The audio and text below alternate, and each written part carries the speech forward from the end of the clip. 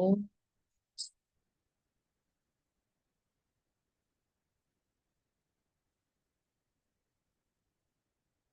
Om,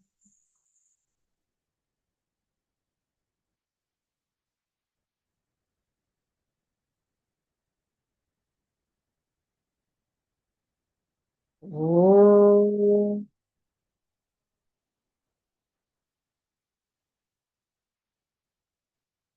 Om Shri Ganeshaya Namaha.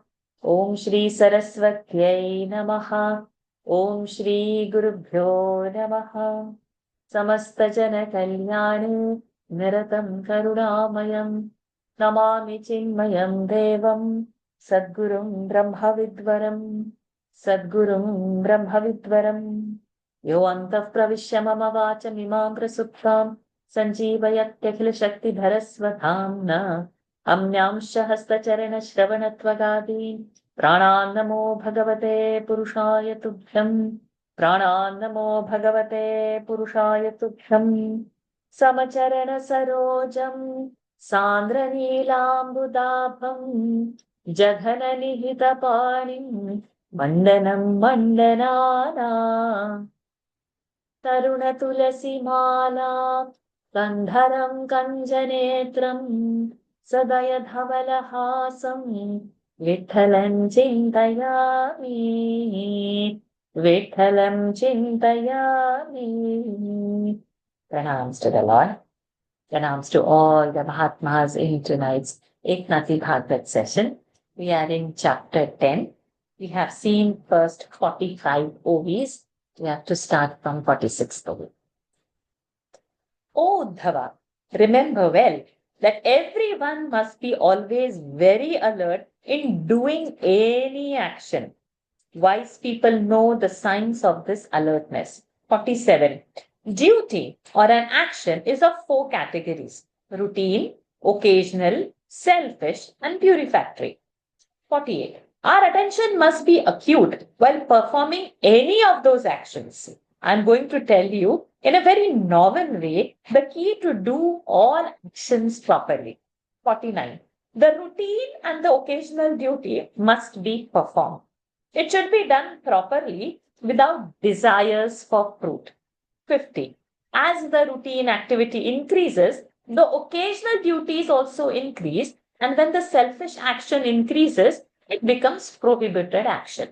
51. So, without selfish desire for fruit, the daily routine and the occasional action should be done for being offered to Lord Krishna.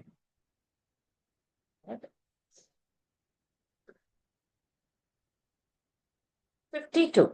Selfish action must be totally given up, just as people do not take back the food vomited. 53.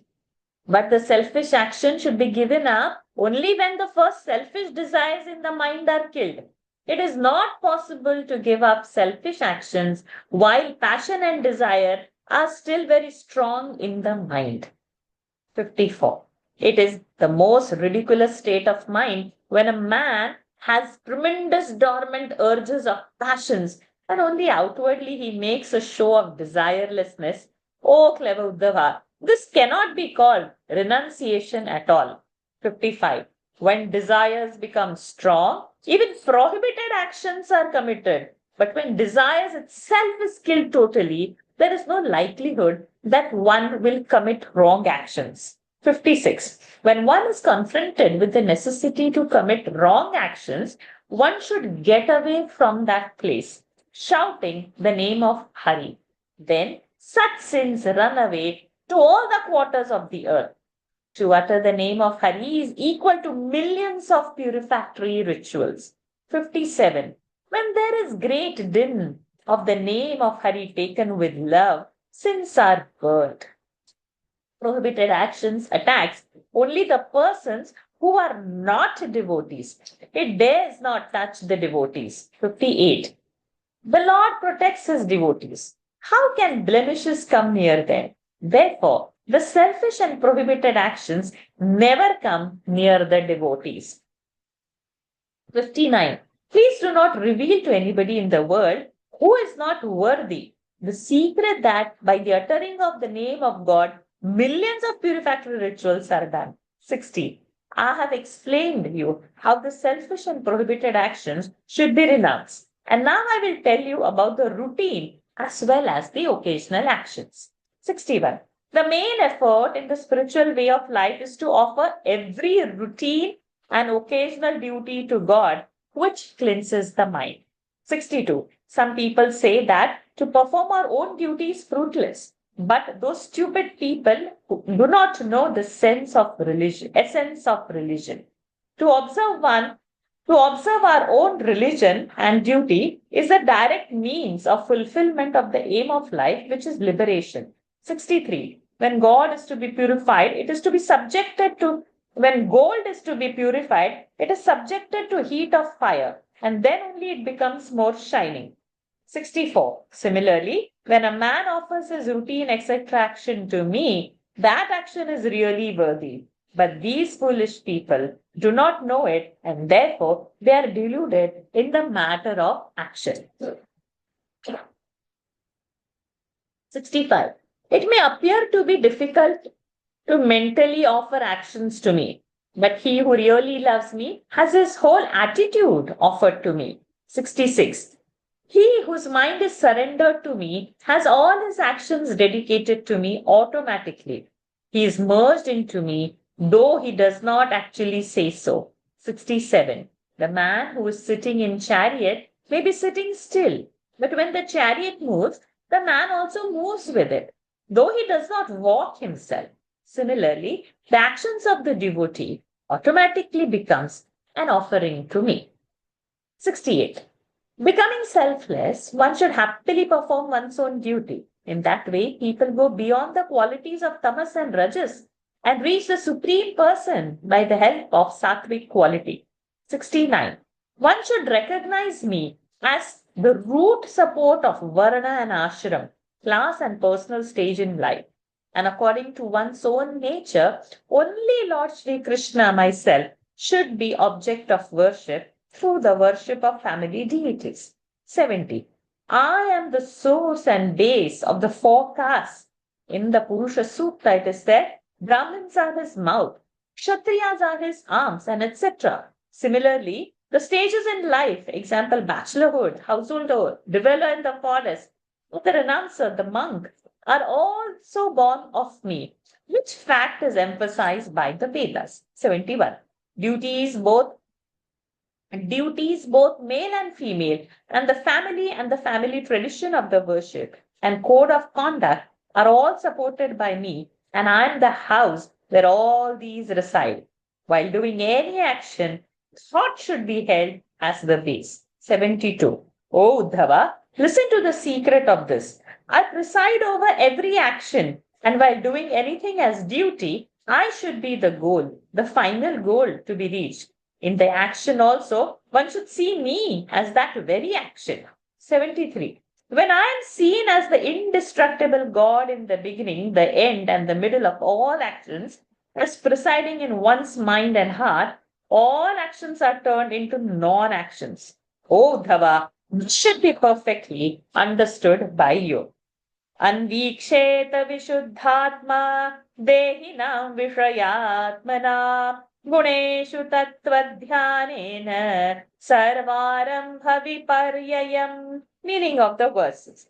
Having purified in mind, he should observe how the actions of worldly men who are attached to the sense pleasures, thinking that these are real, produce disastrous results. 74. The sign to recognize the persons whose mind is purified by performing their own duties is that they are very much disinterested in sense objects.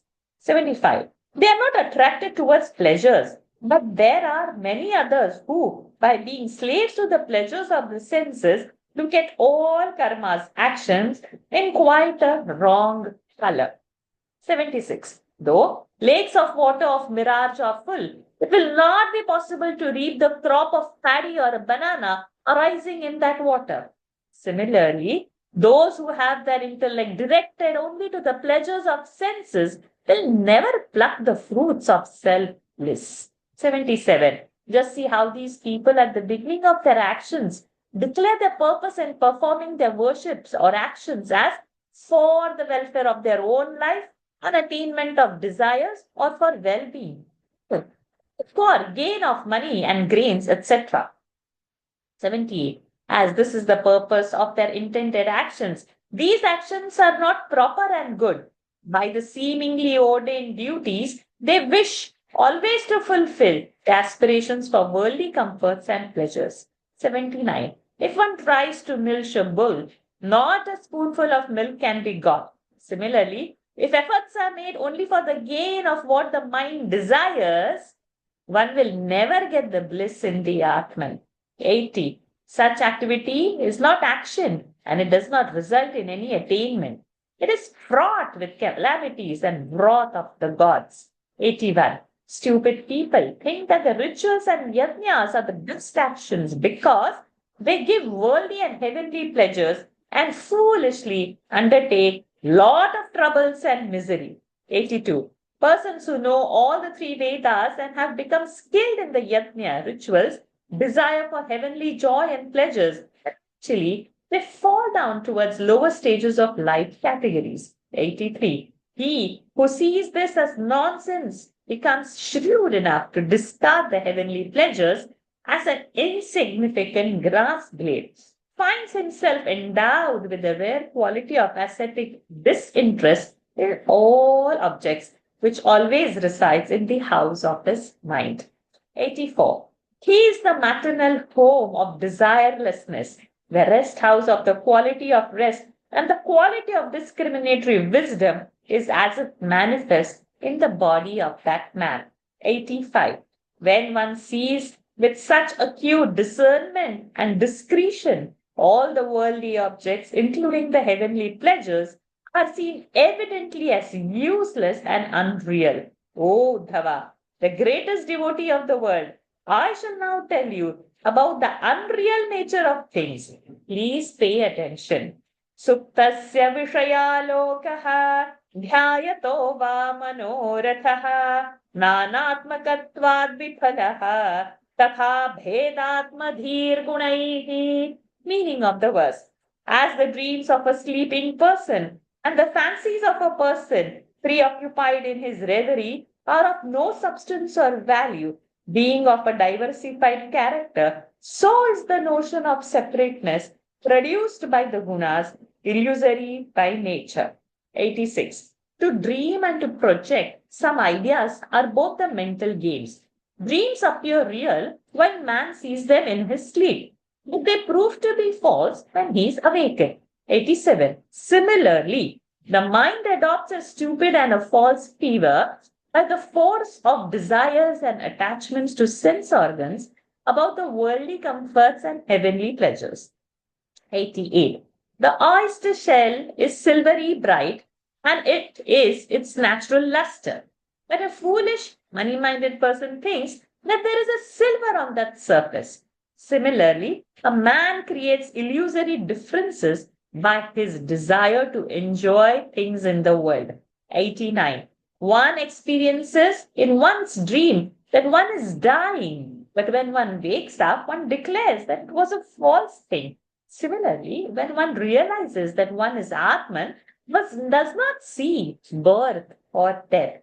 90. So, long as the soul and the god Shiva are seen as separate life units, there is birth and death applicable to that consciousness. But when that separateness is proved to be false, then botheration ceases to be in the non-duality of existence. 91.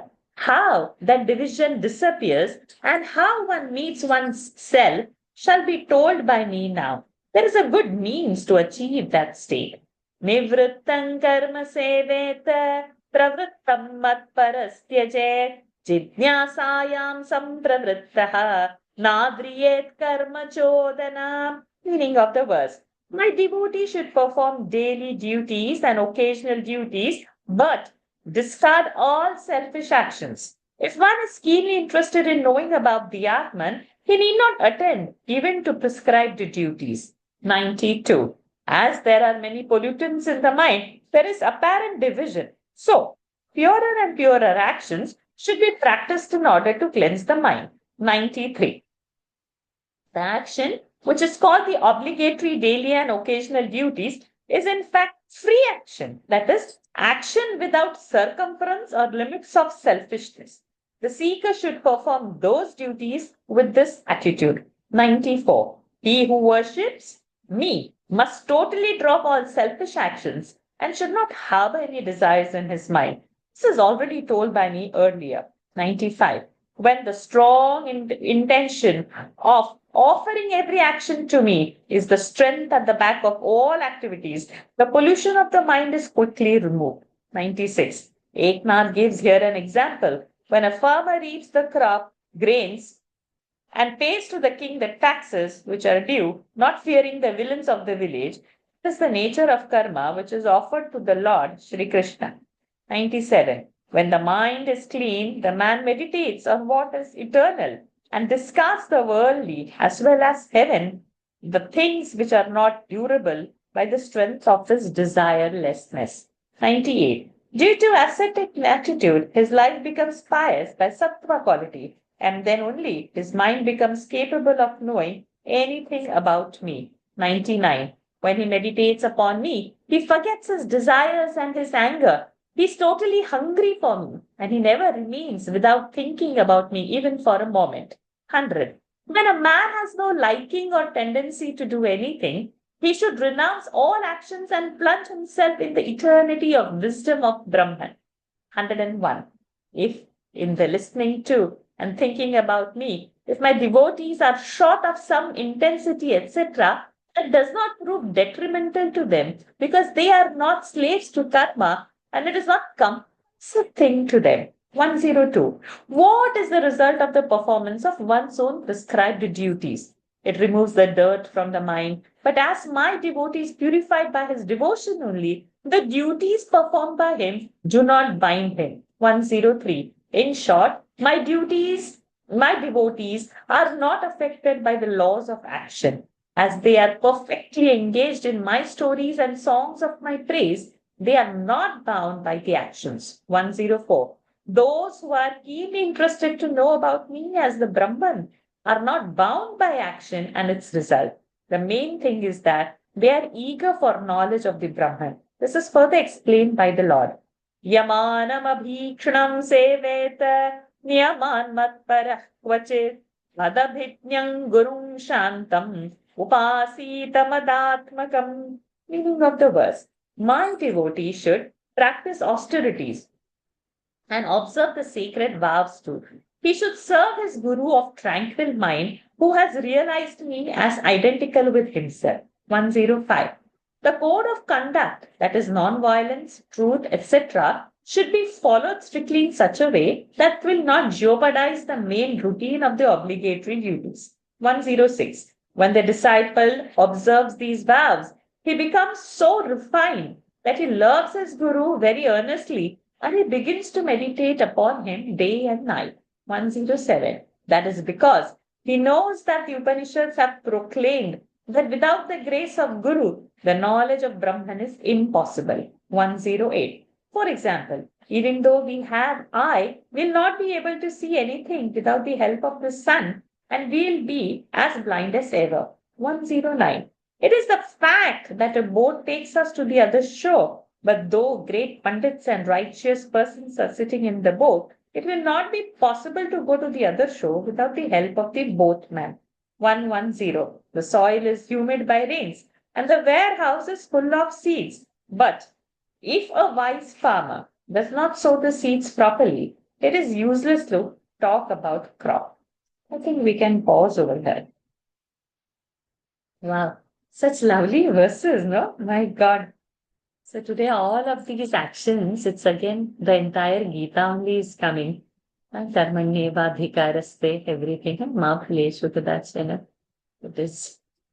And Maharaji has one unique style of saying that so precisely, and one same point, he gives it in different angles to drive the same point. So that became so beautiful. Offering to so anything that we get in life is Ishvara Prasada, and whatever we do, the action is a Ishvara Arpana Buddhi. If these two we have constantly at our heart, I think there should not be any fear of anything, any sorrow of anything, and there is anything else for us to lose or to gain. So the life would go on, but on parallel in our heart, in our mind, if we take every experience as his prasad, then what is good and what is bad, there is no question at all. It is some bad experience means something which was not favorable to me. When my ego is strong, I'll feel that. But if it's a Lord given thing, then there is no less pain or less sorrow, less trauma. But I want a particular thing and have not got it in the way I want. That means there is so much agitation that is coming with it because it was my desire, there is so much of I-ness, minus, and I have taken the effort and he has done that and she did this. He could have easily said that or done this. In our office also we feel, no, my promotion is stopped because of that person. He is interfering. I had done that, but he took the credit. My boss downplays me, he doesn't like me, and then we have to sit and look pleasing people, which is endless, and nobody is going to be happy with us at all times. Any of our action, one group will like us, another group for the same action is going to dislike us, third group is not bothered of what we do. Anything we do, good or bad, this three category of people we are going to face. So why not do the actions offering to the Lord? Why are we forgetting the Lord? So a simple takeaway from this is every action, Bhagwan, this is for you. You are only making me think like this, and you are only getting it done from me, and you only know what it is. Don't give me anything else but your devotion. Let me be at your feet. Any action, getting up in the morning onwards till sleeping time, it's your work. Are you happy with me, O Lord? Have I done it okay? If I have not done, please show me the way of how it is to be done. If I have to continue, please give me signs that, okay, this is to be done. So if we have that bhav, I think life is going to be much easier. And why we didn't think of this before will come to us. But having said all that, when a difficult situation comes, we fume, we cry, we feel sad. So that time, the only way to remember is my ego is higher at that moment. Am I suffering? It is Lord's prasad. If we bring that thought, and if we say, you take the driver's seat, O Lord, and take me out through this, show me the thing that I am not seeing. Give me the strength to see what you are trying to show me. I have faith that you will take me out of this. Something good is only coming. If we will only console ourselves in our mind, then where is a friend or whom we should rely for our happiness? When the source of happiness is within us, Hrideshe Arjuna Tishtati, when he's saying, he's there. If he has said that he's sitting in the heart, he's sitting in the heart. Don't have to doubt. Will he be there in my heart and only in Arjuna's heart or some part? No, in any person's heart, he is sitting. If the conviction we don't allow to shake, I think we are on the path. And such scriptures, they bring us on the path by making us read and contemplate. So that if we have gone little far away from Ishwararpana Buddhi or Ishwara Prasada Buddhi, then it helps us to come back on track. So this is how I would see today's reading. If anybody has any other thought, please do share.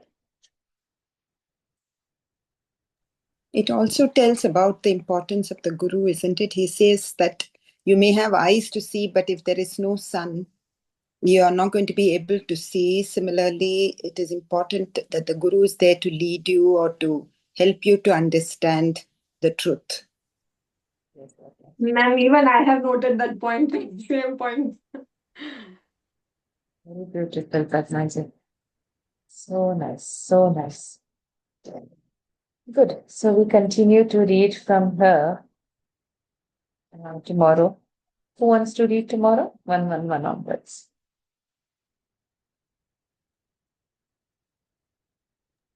Can I? Excellent. Please, you said next week and now you're saying tomorrow itself. Wow. That is how it is. Good. So Padmaji would read tomorrow. Wednesday? We'll decide it tomorrow. Okay. Let's end today's session. Om Purnamada Purnamidam Purnat Purnamudachyate Purnasya Purnamadaya Purnamevavashishyate Om Shanti Shanti Shanti Harihi Om Shri Gurubhyo Namaha Harihi Om Shri Krishnarpanamastu. Hari Om everyone. Thank you Hari for Om, joining. Varshaji. See you all tomorrow. Thank you. Hari Om, Thank you. Varshaji. Hari Thank Om, you. Varshaji. Hari Om, you. my dear. Hari. Hari Om.